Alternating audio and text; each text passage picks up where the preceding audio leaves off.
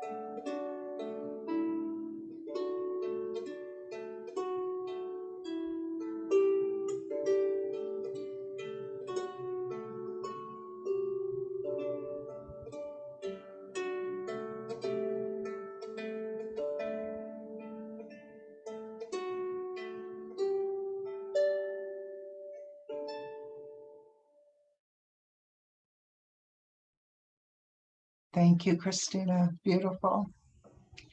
It's at this time that we go into prayer together by taking a breath, being fully present in our bodies, opening our hearts and our minds.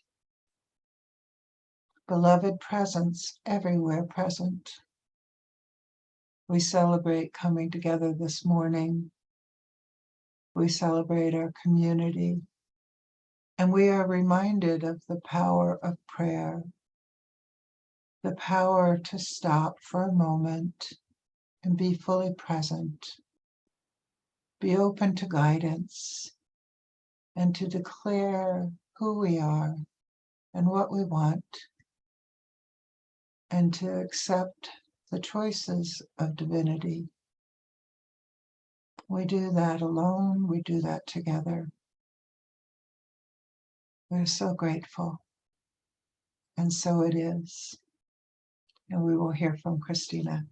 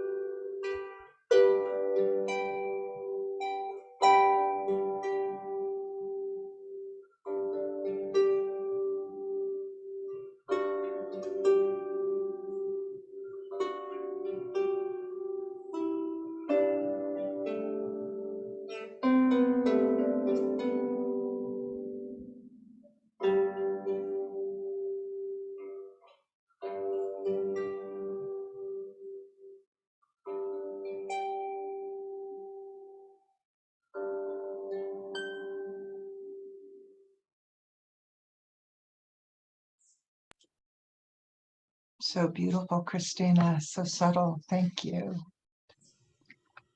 This morning, I want to talk about presence, and as always, take what serves you and leave the rest. Our world needs us, each and every one of us. So I've been thoughtful about what that means for me, and I want to cultivate a sense of presence within myself, a sense of presence that is sacred, that helps me be calm and peaceful and perhaps share that with others. We live in a field of energy. Everything, including ourselves, is energy. And so the more that we can be aware of that energy and our own, the more we can cultivate presence. This requires having an awareness of ourselves and others and the environment. We know that even little events affect the whole. We know about the butterfly effect. You know, it moves its wings in Tokyo and it storms in London. So imagine how each and every one of our actions affects the whole. And it takes a long time and a lot of practice to even be aware of that. And I'm not seeking perfection. I am seeking greater potential, though. And I imagine we all are. So even little things can affect the moment, right? And I'm remembering years ago being with a client in a therapy session, and I saw a cricket out of the corner of my eye in the office. And I was really tempted for some reason to protect the client from the cricket. Like, oh, this cricket shouldn't be here, whatever. And then I'm thinking, why do I need to protect her at all, especially from a cricket? So I pointed it out to her, and her whole demeanor changed. She softened. She got this nice little smile on her face. And she told me a story from her childhood that she was outside in the backyard, and her uncle came up from behind to check on her to see how she was doing. And he said very quietly, "Do you see Jiminy?" She didn't know what he was talking about. And he pointed out this little cricket, and they watched the cricket, and they watched its magnificence, and they listened to it, and they saw it hop a tiny bit, and then they saw it hop a huge distance. And something about this memory stayed with her, something about the feeling of being connected to her uncle and to nature. So we got to share that moment, that memory, and that sense of being connected together. How did her uncle know what to do? How did the cricket know what to do? How did she know what to do? How do we know what to do in each moment? Sometimes we find a sense of flow. It's beautiful, and everything feels coherent, everything feels smooth. We know who we are, what we're there for, why we exist. And then there are times that we experience a disconnect and a turbulence and feel off balance. And it's discombobulating. And it's because we're human. So how do we cultivate the first experience of flow and avoid the latter of disconnect? I think the word presence has the answer within it. That is being present to the moment, being fully in our body and our minds and our hearts and aware of ourselves and the moment. We do that with our senses, with our intellect, and our intuition, when those all align. The present moment is constantly changing, and it requires awareness, not vigilance. Awareness is gentle and restful. Vigilance is wearisome. It takes a lot of energy. As humans, our reptilian brain is vigilant. It's always looking for danger, and it can excite fear within us. We've got it. We have to learn to be with it, to work with it. We also have other capabilities. We have capabilities to notice our central nervous system and the changes it goes through so that we don't have to live in fight, flight, or freeze, because those experiences have an effect on our body and our well-being when they last. They're good for a moment of danger. But again, our lovely amygdala, this little almond-sized piece of our brain, is always looking for danger. We are capable of working on this, being persistent, of having practice, of supporting each other in this journey. We have to work with our genetics, with our intelligence, with our intuition, with our experiences. There's a lot about being human that can feel odious, that can feel heavy at times. And that's when it's important to remember we're also fully divine, meaning that we have the potential to access within all the attributes of God. We are an expression of God. Let's just take a moment to have this recognition. If God is everywhere present and everywhere good, God is present within us, around us, everywhere. And the only way I can almost understand that is when I think about a wave in the ocean. And we are each a wave, an expression of the ocean. And as a wave, we have all the attributes of the ocean. That makes some kind of intuitive sense to me. So in unity, we especially look at the 12 powers. We have all of those powers within us, and we can cultivate them and we can use them, and we can support each other in doing that. So again, we come back to a moment, we come back to this moment, and we're aware of ourselves, of our group, of our room, and hopefully all is good. And we take a breath. And if we remember, we express gratitude for this moment, for our breath. Hildebrandt says, progress lies not in enhancing what is, but in advancing toward what will be. So coming back to my original statement of wanting to be peace, to be light, from my own experience and to share that. In each moment, can we be aware and make a choice of how we show up? I think so.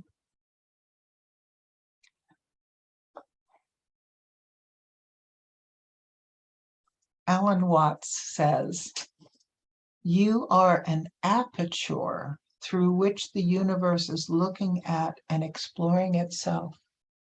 We're an aperture, we're a window, and the universe is experiencing through us.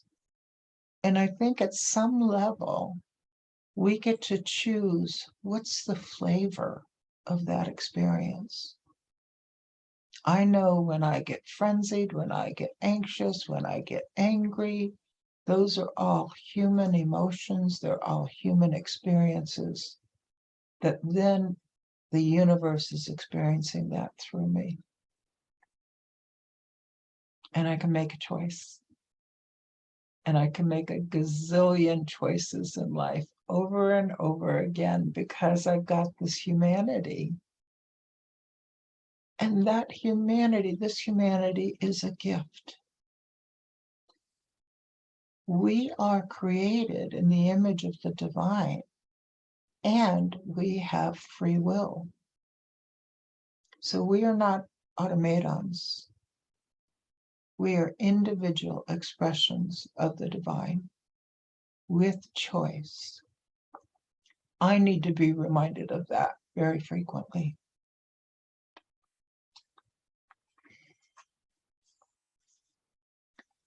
Perhaps we've known some folks or seen some folks in some way that just truly embody this presence, that truly are an amazing expression of the divine.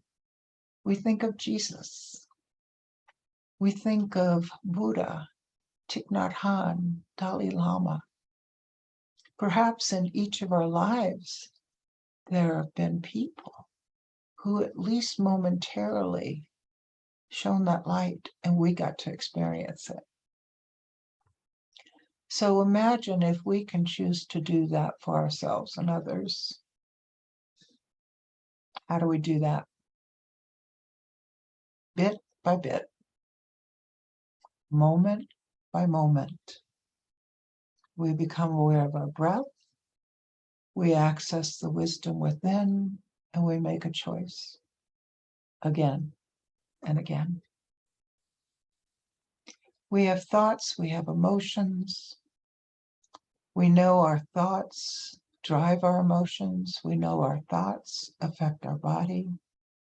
And we have the ability to be aware of them and to choose to change them with a great deal of practice.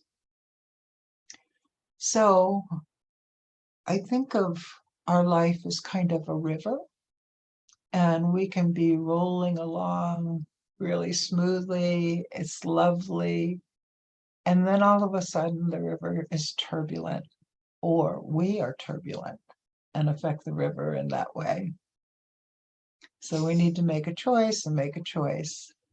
And one of the words that we use a lot in spiritual lexicon is surrender. So think for a moment what surrender means to you. Esther Hicks one time said, if the river is turbulent and it's hard, let go of the oar. Let go of the oar, for the river will carry us. Sometimes it's that simple. So this ability, this sense of presence is not new, right? It's always been part of the creation.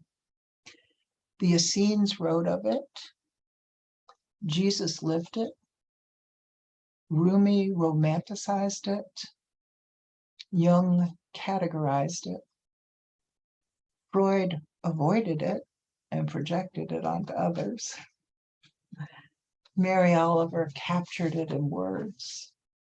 Shamans highlight it. Priests name it. And children embody it. Presence.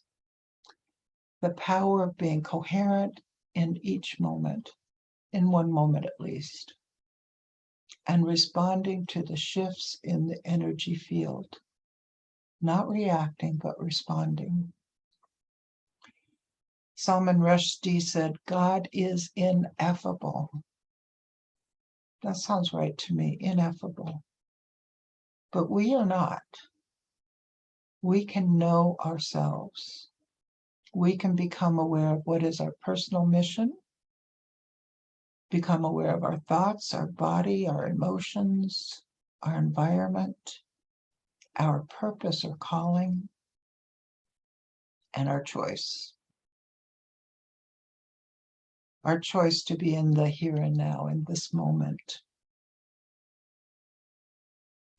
For me, surrender is equanimity.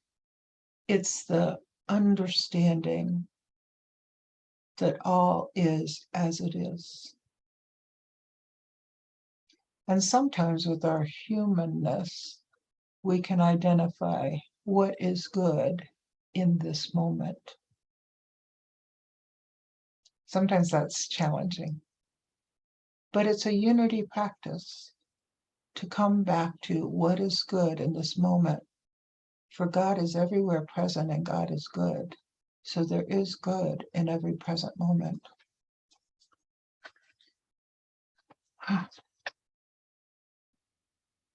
What do we experience with this presence? Ourselves.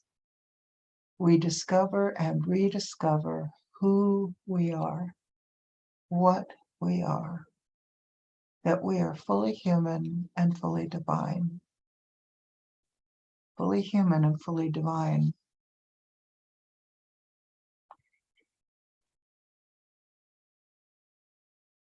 And we forget, and then we remember. And I think as a community, we have the opportunity to remind each other of that. It doesn't even take words. It simply takes looking at someone with loving eyes and a loving heart and sharing that sense of light and love actively with choice. So Paul the Apostle spoke of finding that good. Finally, brothers and sisters, whatever is true, whatever is noble, whatever is right, whatever is pure, whatever is lovely, whatever is admirable, if anything is excellent or praiseworthy, think about such things. That's looking for and being in and of the good. We are an expression of the divine. We are a wave in the sea. Wise Ram Dass said, when the faith is strong enough, it is sufficient just to be. It's a journey toward simplicity, toward quietness, towards a kind of joy that is not in time. It's a journey that has taken us from primary identification with our body and our psyche on to an identification with God, and ultimately beyond identification. And so it is. And it's at this time that, again, we take a breath together and go into a brief meditation. What I invite each of us to do in this moment is to simply be aware. Pay attention. Be here in this moment. If it helps you close your eyes, feel free to do so. Everything is safe. Everything is here.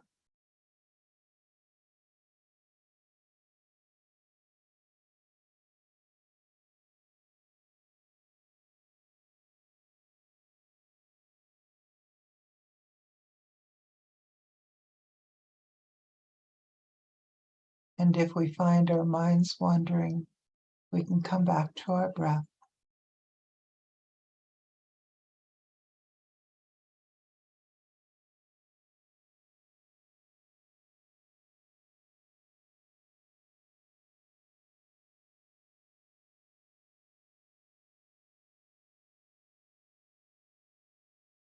And when you're ready, open your eyes and look at your screen at the love and light that's present here in all these people. And so it is, and we'll hear from Christina.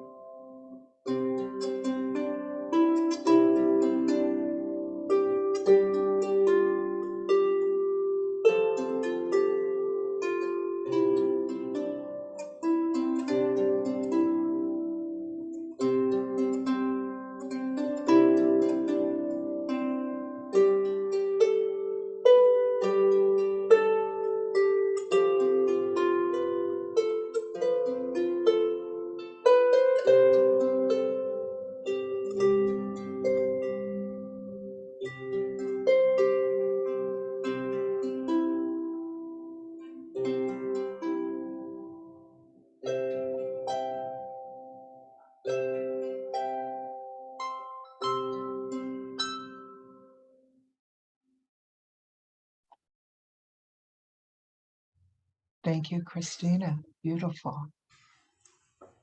So easy to rest into your music. Thank you. It's at this time that we go into our donation of love and light. And we may choose to take a breath, and we may choose to place our hands on our heart.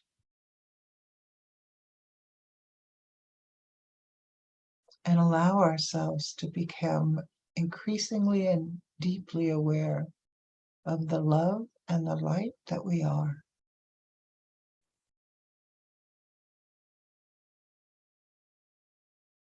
Simply allow that love and light to expand beyond our bodies, beyond our personal selfhood.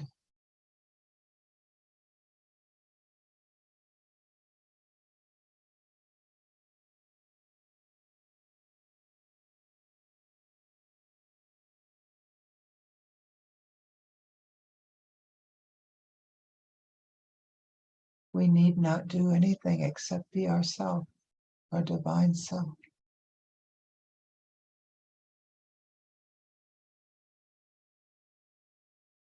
And we are reminded we can do this anywhere at any time.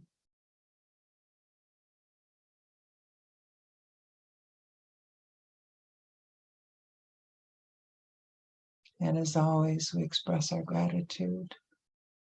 Thank you, thank you, thank you. And so it is. And we will finish with Christina's music.